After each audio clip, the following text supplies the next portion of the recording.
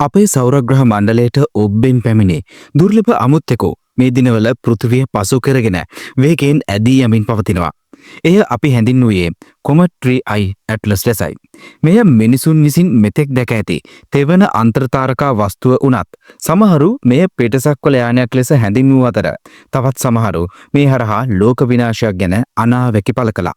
ඒත් විද්‍යාඥයන් මේ දුටුවේ වෙනත් තරු පද්ධතියකින් පැමිණි අමුත්තෙකු ගැන අධ්‍යයනය කිරීමට ලැබුණු අවස්ථාවක් විදිහටයි. මේ වෙද්දී 3i ඇට්ලස් වල්ගා තරුව පෘථිවියේ සිට කිලෝමීටර මිලියන 270ක දුරින් සිය ආසන්නතම ගමන සනිටුහන් කර අවසන්.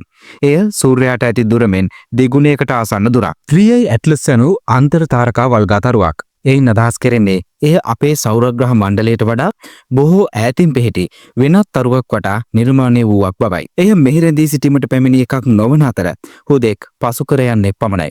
මේ වල්ගා තරුව මුලින්ම නිරීක්ෂණය වන විටත් අපේ සෞරග්‍රහ මණ්ඩලයට අයත් වීමට නොහැකි තරම් වේගයෙන් ගමන් කරමිනුයි තිබුණේ. සරලව කීවොත් එය අපේ සූර්යයාගේ ගුරුත්වාකර්ෂණයට බැඳී නැහැ.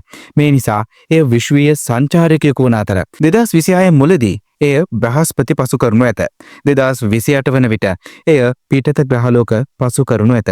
ඉන්පසු එය නැවත අන්තර්තාරකා අභ්‍යවකාශයට නොපෙනී යනු ඇත.